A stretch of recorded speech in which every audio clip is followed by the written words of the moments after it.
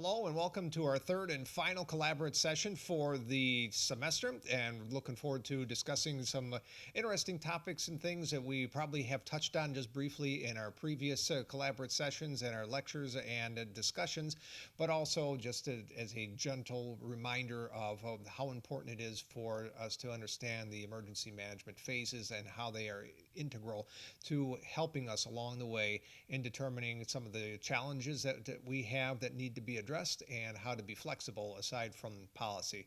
So again, this is our third and final collaborative session. It's been a pleasure having you at the course and being able to work alongside each and every one of you in meeting your goals and objectives. So without further ado, let's get started for our first slide here. And we'll take a look at some of the National Incident Management System that you're probably like, gosh, I've never heard of that before, Dr. Mylan. You're lying. This is all we live and breathe. I know that. I know you've heard of this system, and so have I, and using it. We've also had this system around, it seems like, for only a short period of time, but in its infantile stages, pretty much since the 1970s in one form or another. Not officially known as NIMS, or National Incident Management System, but it has been around for quite some time, and it came to more focus, obviously, with the September 11th attacks. So the National Incident Management System, as you all are probably aware, addresses the concept of implementing public information officers. And it's not just that, but it implements a lot of other things and pieces. We've talked about logistics and financing and working alongside one another as far as a unified command structure, et cetera. So that's breaking it down. But this time we're going to take a look at one small component of that, and that's going to be dealing with the public information officers, or better known as PIOs for another acronym. All we are in emergency management. We love acronyms. Everything is alphabet police or alphabet soup. Meaning, for example, if it's public health, it's going to be CDC or NIH, and then that's part of the alphabet soup. Okay, maybe you didn't like that joke, but we're going to move on to our next slide here in regards to how this National Incident Management System is actually coming into fruition and how it makes an impact in each and every emergency that we have, whether big or small. Looking at our next slide here and dealing with risk communications. Ooh, that sounds really nasty and very evil, just sinister like Dr. Evil. But for risk communications, well, we definitely need to focus on a few things here. And as you can see from our bullet point list of 5 items here, and this is not an end-all be-all list. I believe in our lecture for this week, we had about 10, 11 different bullet points that we had in our lecture, but I just put some of the most important ones here just to kind of give you a synopsis and a flavor, if you will, for risk management communications. Focusing on the end user. What does that mean? Well, you're looking at things that are going to occur, but you're also looking at the people and the community that is going to impact. So for example, if you have flooding, you're going to look at who are the people that are going to be influenced most by the flooding. There may be the people that have been through a flood already within your community that still reside there, or it may be something that's going to be dealing with terrorist activities, and it might be a rail yard, for example. You're looking with the end in mind, and that's what this is truly about in dealing with that. And how do you get there? Well, you need to commit yourself to have leadership and relationships. This leadership, it doesn't come overnight. It's something that you earn, and you earn respect, and that you have people that are going to be following you, quite frankly, in an event, or whether it's going to be a natural-made disaster or if it's going to be a human-made disaster. Good leadership qualities are going to be imperative. We touched on that a little bit in our last collaborative session, as well as in our leadership course for 6305. But as a refresher, a good leader is going to be able to be flexible, be able to follow policy, but also be willing to learn and be humble around the people that he or she is going to be working alongside. Also, that means taking suggestions and some thoughts and ideas that may not have been there before, but now through collaboration, through communication, and working alongside good team members, the leader is going to recognize this and being able to identify some of those areas that he or she may not have taken into consideration before. And it also has stakeholder buy-in when it deals with the people that are in the group or the team. Also, we're going to be looking at eliminating some of the silos. And I don't mean missile silos. I'm talking about being channeled or funneled into just one area. This is my area. This is my land. This is my space. Don't touch this. And I don't want anyone else to know what's going on. Well, if that's the approach that you're going to have, then you're going to run into some difficulties because no one's going to work alongside you. You're going to be by yourself. That's why everyone said, that's why silo, meaning single or one. If you're going that direction, it's going to be much, much harder to work alongside interjurisdictionally, as well as dealing with public health entities and hospitals, organizations, etc. So trying to get away from the silos and saying that all the toys in the sandbox belong to me and you're forgetting about the others that are there, that needs to be eliminated in an effort to move forward. That helps along the way in dealing with a lot of the communication issues and barriers that are there.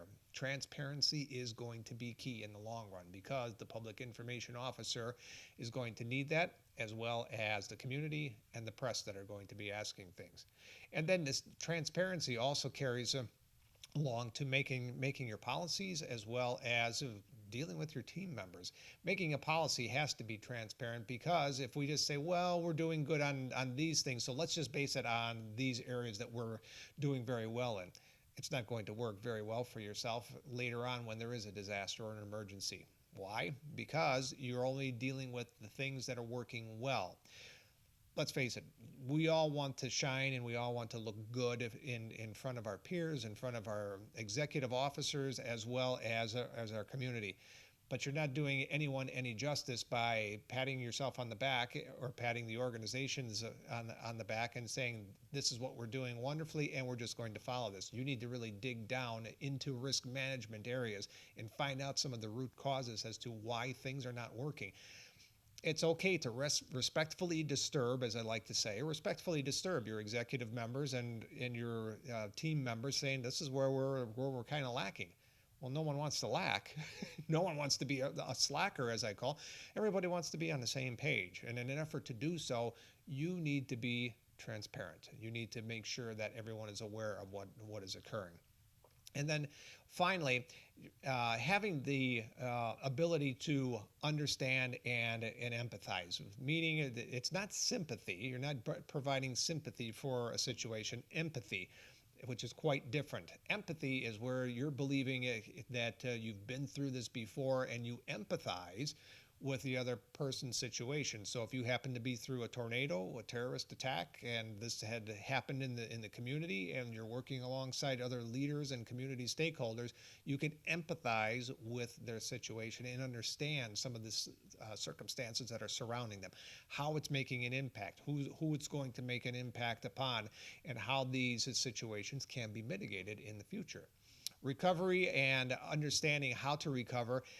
You and I both know recovery is like the boring part of emergency management. You hardly ever see the press in a recovery situation. You hardly see emergency managers around the situation because things are starting to get back to some type of normalcy. But it's important because you need a short-term plan, a medium-term plan, and a long-term plan in order to address those situations.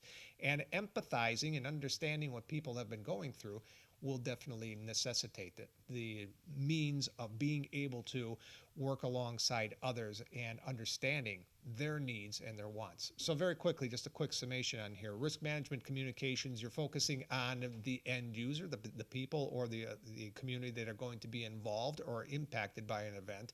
The commitment to leadership and working alongside one another as a team. Getting away from the silos and stating that this is not necessary just to have your own well-being taken care of, but looking out for others and allowing others to work with you in interjurisdictional capacity.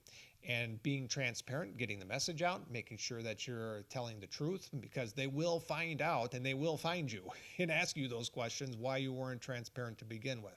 And finally, they're having empathy and understanding how people are feeling in the field, in the organization of the incident command, and also in the community. In furthering collaboration and transparency, it's very important to have local emergency planning committees. And that's where we get another acronym here being thrown at you, the LEPC, Local Emergency Planning Committee. This is good for crisis communication, collaboration, and once again, interjurisdictional knowledge. This local emergency planning committee normally is done by someone that's either going to be within the county or within the district, and then that person is going to be an emergency manager or is going to have a similar title there too. They normally meet at least one time a month. They try to perform exercises throughout the entire year, whether it's going to be tabletop exercises or if it's going to be full-scale exercises and functional exercises, and trying to get an after-action report together to see what areas are needing to be attended to prior to a disaster or prior to an event. And this crisis communication comes in. One of the first things to fail, whether it's going to be in training, education, daily life, or a disaster, will be communication. That is the first on the list. Almost each and every time we have an after-action report, we always ask what was the first thing that failed. And 99% of the time, they're going to be related to communication. If it's not going to be face-to-face communication, it's going to be dealing with radios, and it's not going to be on the same bandwidth, and there's going to be different technology issues. And obviously now with computers that are taking over, there's going to be connectivity issues, the system going to be overloaded, etc. You get my points. It's not going to be clear and cut and dry all the time, but crisis communication can be fluid and efficient by making those practices come to life and being able to work alongside people from other areas. That's where that collaboration piece comes in too. Working alongside the community stakeholders and especially political stakeholders when it comes down to finances. They hold the purse strings. You know that. We know that, and they are a very integral role in our communities, whether it's going to be for assisting financially or whether it's going to be the knowledge of where to get resources due to the fact that they have so many different contacts and the ability to get those contacts to work hand in hand during a disaster. So collaboration, it just can't be a one-way street. And that's the reason why I mentioned in the previous slide about getting rid of these silos. And that's the importance of being open and transparent with your stakeholders at every aspect of an emergency and in pre-planning stages. And finally here, your interjurisdictional knowledge. Is that saying, well, I'm looking at my inner self while you're doing an emergency management planning? No, what we're looking at is we're looking outside the box, and we're looking at all the resources that we have around us. We're looking to see who's available, how they are going to help, and who's going to be our best ally when the chips are down. We know that disasters are not going to just stop at the border. So for example, the tornado, if it's coming, it's not just going to stop at the Indiana border and not cross over into Illinois, for example. That's not how it's going to happen. These disasters are going to be in various locations. It's going to impact communities. It's going to impact all walks of life, regardless of what's going to be taking place with that disaster and how it's going to make a final impact. It's going to be determined upon, one, our mitigation and preparation practices, but also, two, on the event itself. Natural and human-made disasters are definitely going to be two different types of species, shall we say. And they are going to act differently in every stretch of the imagination and test our resources. Thus, being able to meet monthly with an LEPC, have crisis communication available, practicing that communication, collaborating with one another and sharing resources, whether it's going to be personnel, volunteers, or other materials that can be dispersed during a disaster will be important. And then understanding how the interjurisdictional personnel are going to help, and those members that are going to be working alongside you, perhaps in the event of an extreme emergency. Let's look a little bit at emergency services management. And basically what we're going to be looking at here is something that we touched on in the previous lectures too. We're looking at identifying and assessing the risk. We're looking at estimating some of the requirements and our capabilities of those requirements that are out there, building and sustaining those capabilities, planning the delivery of those capabilities, as well as being able to validate them and review and update the capabilities on occasion. And I won't belabor the point on this slide because we did touch on it a little bit earlier, but identify and assess the risk that's going to happen. That's where your communication comes in and working alongside your team members. Understand that estimating the capability requirements may be a little bit either overbearing, or it may be something that has been underscored for quite some time. Again, this is giving an estimate of what may happen, how this can occur, who's going to be involved, and if there are going to be any other key players that need to be brought to the table. Building and sustaining that capability, well, it takes a long time to build this, and it takes a very, very diligent effort to sustain these capabilities because it's tiresome. It really is. Maintaining relationships is very tiresome due to the fact that you need to reach out continually to people, as well as review policies to identify with the people that are out there and see what is changed. So sustaining those capabilities and building those relationships are key. And then planning that delivery of those capabilities. If someone happens to ask you as an emergency manager, hey, is it okay if that we use your personal protective equipment for this particular event, then perhaps a memorandum of understanding and then working alongside an LEPC during the course of the year will render some of those capabilities and free up some of those supplies that you may have in the event that there's going to be a need for it. Again, planning how to deliver those capabilities will be imperative for successful operations. How are you going to validate it? Well, I kind of touched on that just a little bit with the previous bullet point, but you're going to validate it by communication, by being upfront and being a good steward as a interjurisdictional member, and saying, yeah, we can have these available on hand, and these will be specifically designated for you in the event that we do have a crisis situation. And then reviewing and updating. One thing in life that's constant is change, and I've mentioned that to you on several occasions, whether in lecture or the collaborative session here.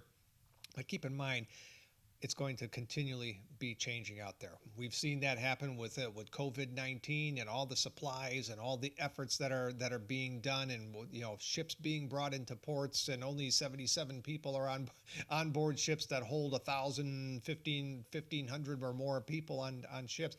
All these things continually change. You may need a field hospital, and you might have 17 patients in a 500-bed facility. You don't know. But reviewing and updating policies, procedures, names, places, and faces are going to be critical elements in emergency services management, as well as dealing with a lot of the risks that are involved out there with risk management communications. And looking at our next slide, it looks like a mess.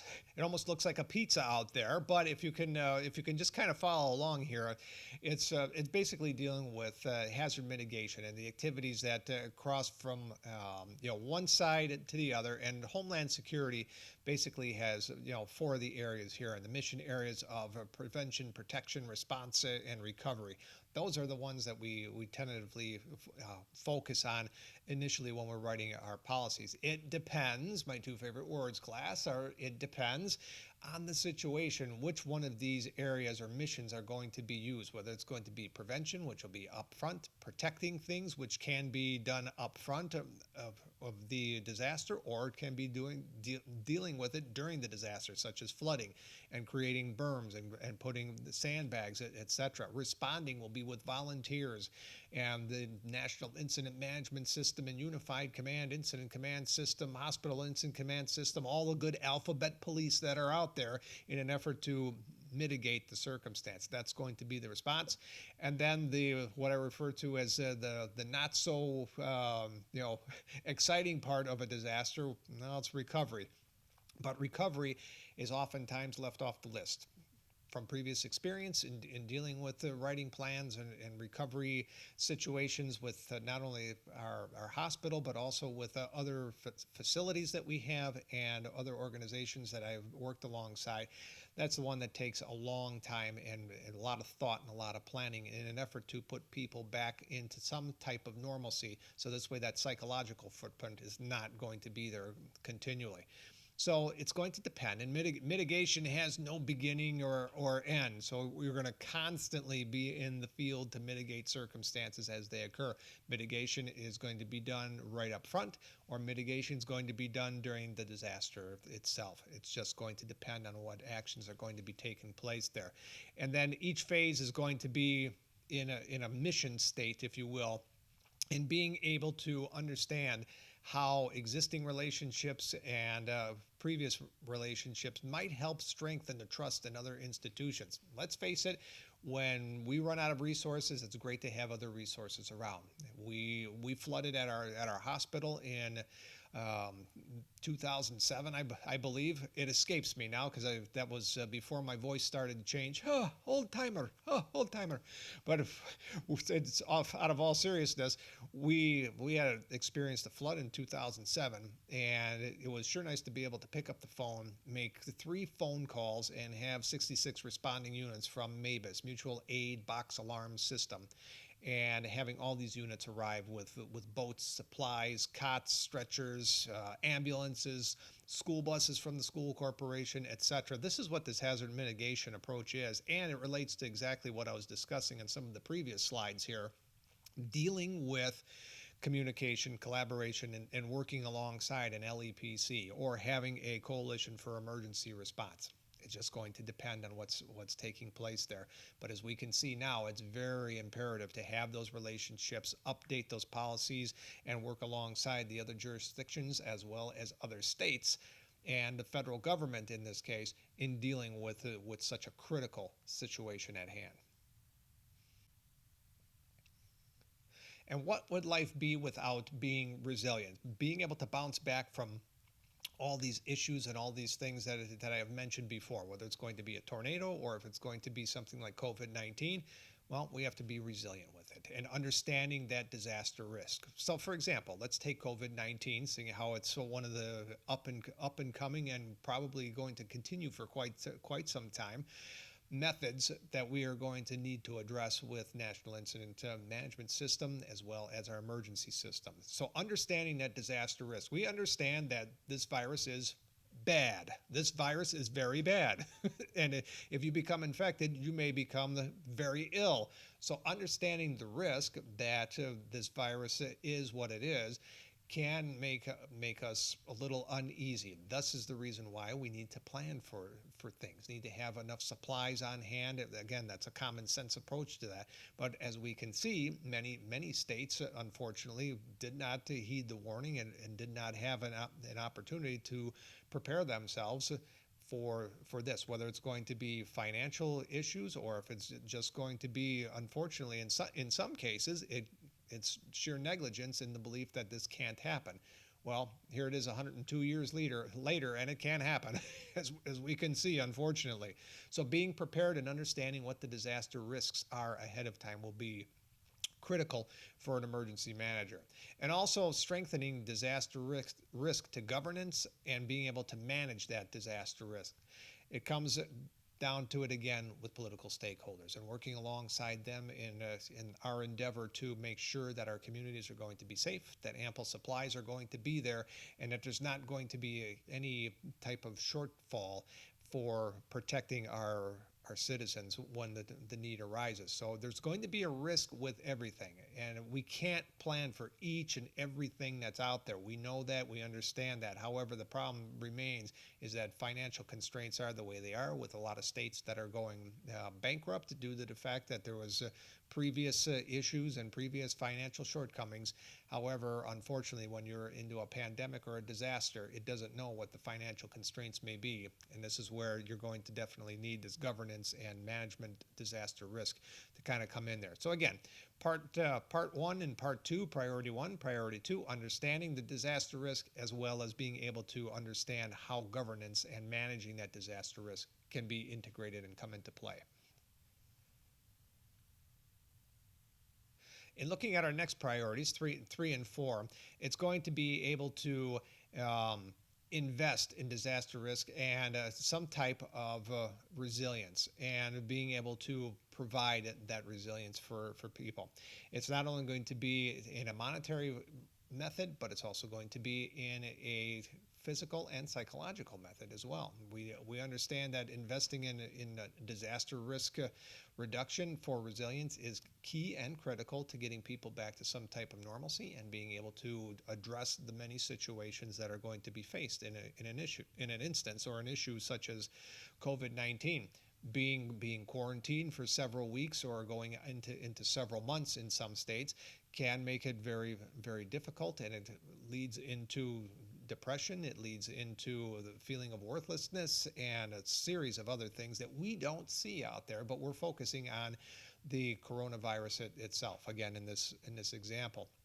And being able to enhance the preparedness as well as the effective response to that type of recovery and rehabilitation, for lack of a better term, will definitely be needed.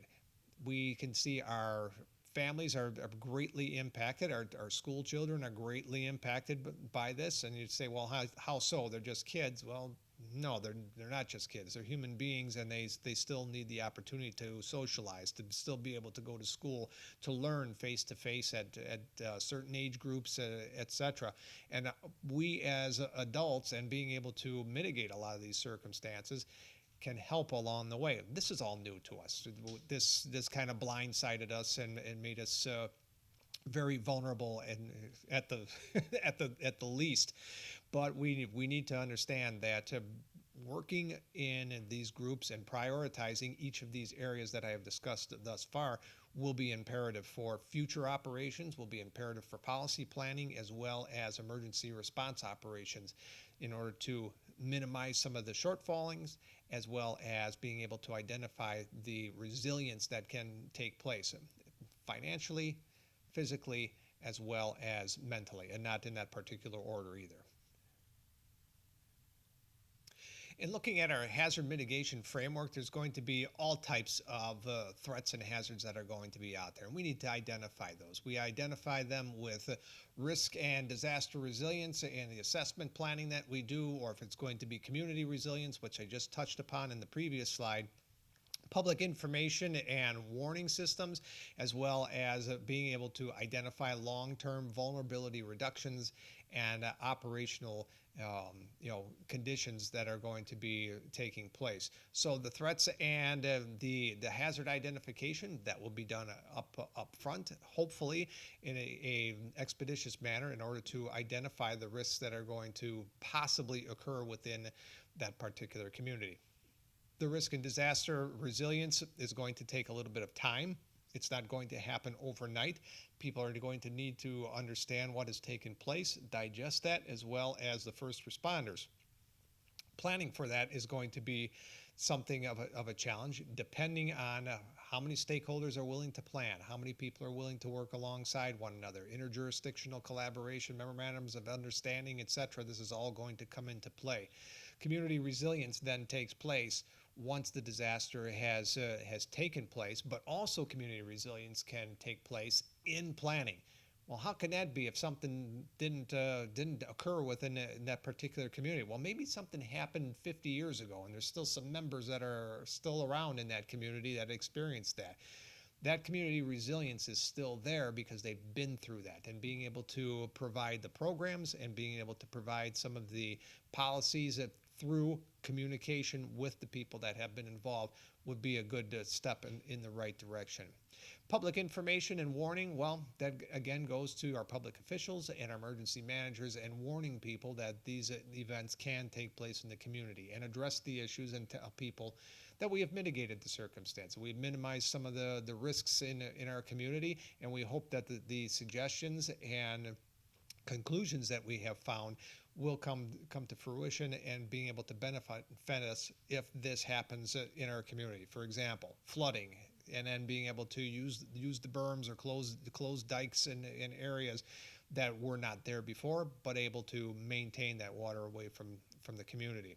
Long-term vulnerability reduction, that it takes time, as we know. That's the term long-term. It's going to be a little while before that is going to happen, but through good work involvement, going out in the field, perhaps training, exercising, and developing some types of thought processes that can be brought back to the table and ask the question, hey, we were all out there, weren't we? What do we need to do in order to minimize some of the risks there? And finally, then that operational coordination. There needs to be operational coordination in the field, but it also comes from leadership. Leaderships are going to be our focus for being able to mitigate circumstances, being able to recover a lot more quickly in the community, as well as formulating some of these policies that need to be developed in order for us to use them as guides during any type of a disaster.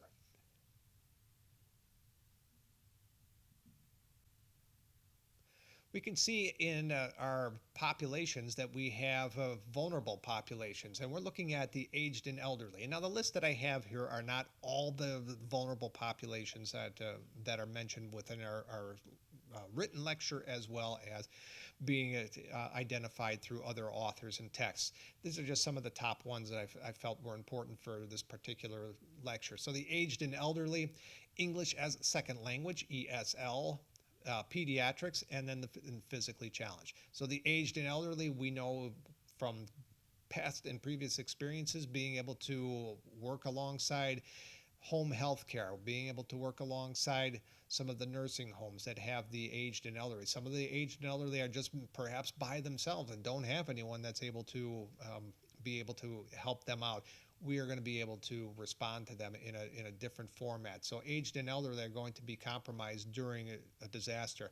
English as a second language, you know how terrifying it may be, those of you who have traveled pre-pandemic, who have traveled globally, but have an opportunity to try and communicate with someone that doesn't speak English. That's making it very difficult. So imagine now the tables being turned on the other person that's in a disaster, that doesn't have family, or is locating a loved one and only speaks Spanish, for example, and you only speak English. And these are the issues that are going to arise. So understanding that English as a second language is going to be a part of the vulnerable population is a key element in your planning process, as well as some of the policies that are out there. Pediatrics, we plan for adults, the walking well and the walking wounded, and they're going to be adults, and they're going to be physically adept immediately after everything has taken place, and we're going to go back to normal. This isn't the case. You're going to have pediatrics, and you're going to have to deal with pediatrics. It's just going to occur in a disaster, and you're going to have family members that are looking for their children, and God forbid their child is missing. You're going to have to come up with a search and recovery effort there, in an effort to find where these kids may have been last seen, and such. Nothing more terrifying than not knowing where your child is, and you have to put yourself in that person's place at the time when dealing with pediatrics, as well as finding pediatric doctors if the need arises during that type of event. And looking at physically challenged, meaning that if a person has back issues, or if has leg issues, or if has cardiac issues, etc., this is what's going to be at our forefront, and we have to identify that, and we have to know that these members in our community are going to be out there, and it might not be a bad idea to have outreach and being able to identify who those members in our community may be, have a comprehensive listing of things, and working alongside them and updating perhaps some of the medications that they may be on, or perhaps with some of the previous surgeries, etc. So this way, in the event that something takes place, we know as emergency managers that this may be part of the vulnerable population here. So again, you have the aged and elderly, English as second language, pediatrics, and then the physically challenged. Once again, not a comprehensive listing, but a listing that provides you with an opportunity to start thinking about policies and some of the exercises and drills that you may have based on these populations here. And looking at our phases of disaster management here, we can see the cyclical area here in the phases of emergency management. And it's just going to take all these areas combined as one. When you're dealing with this, you're looking at the stakeholders. We touched on that throughout the entire presentation. Social media, yes, social media. Finally, we're getting into social media, where social media is probably the fastest way of demonstrating what is occurring out there even before the media themselves arrive, even before emergency preparedness professionals are out there on the scene, even before fire and police arrive. These are social media devices and such are going to make an impact upon how that disaster is taking place. And it can be a positive adventure due to the fact that if it's already demonstrated to someone that happens to be a friend of a friend, then get it to the local fire department or whomever is going to be involved, that will make a big impact. Social media makes a big impact, positive and negative. It'll show some of the shortcomings that may be occurring out there, and it may be creating a lessons learned immediately depending on the type of situation. But social media can be powerful and beneficial. Again, working alongside members within the community interjurisdictionally with the local emergency planning committee, that will definitely be a benefit because you have an opportunity to put names, faces, and places together and work alongside them in dealing with perhaps getting some supplies when and if needed. And it's that community engagement. It just doesn't stop at the round table or the rectangle table, whatever you're going to be sitting at. It's going to be dealing with community engagement, and that means all people that are going to be involved and all stakeholders involved. And I can recollect the time when we had our emergency coalition for response. We had a pretty good sprinkling of people that were sitting at the table from various organizations. We had police departments, fire departments, American Red Cross. We had people from the Salvation Army. We had hospitals, etc. And there were a lot of different people that were there willing to do so, taking time out of their busy days to work alongside us in our endeavors. And we put on some really good exercises and drills, not only within our own hospital system, but collaborating with our other jurisdictional partners. So it's very important to have the communities involved as well as the community representatives involved in order for these phases of disaster management to take place. And some closing thoughts here regarding our class as well as our lecture here. But continuous consideration needs to be done in renewal and the focus of mitigation goals and in our objectives. Some things are going to change. We all know that, and it could be in an instant. Technology, they used to say that it's going to change every 6 months. Well, I think it changes every 2 to 3 months now due to the numerous computers that are coming out, due to the advent of social media, and due to the fact that we have so many different disasters and viruses now that are taking place out there globally, no longer just here in the United States and just in one certain sector of the world. So yeah, dealing with complete renewal and focus on some of these goals and objectives through resiliency will definitely be needed. And then having the tools to conduct an informed review of that hazard will be imperative. Looking at all the aforementioned tasks that we discussed in this lecture, you can see the importance of having the tools to conduct a thorough risk management analysis and gathering the data and accruing the data and being able to sift through that data, identify some of the shortcomings that are there within the organization or perhaps within the county or within a jurisdiction that needs to be tested and worked upon in an effort to minimize the life loss that could occur with a specific disaster, either natural or human-made.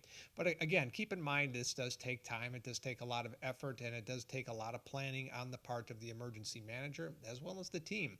It's just not the emergency manager, but being able to delegate some of that authority to other members within the team is going to be critical. And the reason why is emergency managers can become overloaded. You can become burned out and then not want to do too much because there's too many things to do and too many areas that you need to cover. So keep that in mind when you're working your way through your main areas for mitigation practices. And once again, I'd like to thank you for your participation throughout the entire semester. It was truly a pleasure having each and every one of you in the course. It's been an interesting semester, not only with some of the discussions that we had, but also some of the topics that you discussed in your papers. Should you have any questions or any concerns, please feel free to email me at any time. You have my email address as well as you have my contact information and phone number, but I also can, email email those to you should you need it. And I also have it posted in the classroom too. Once again, I do wish you all the best of luck in both your academic and occupational endeavors. It's a pleasure working alongside you. Please feel free to reach out to me as a reference and a colleague in the future, should you so desire, and should you need that reference letter. But thank you once again for all your participation, and I do wish you the best of luck both here at CSU as well as your occupational lives. Take care now.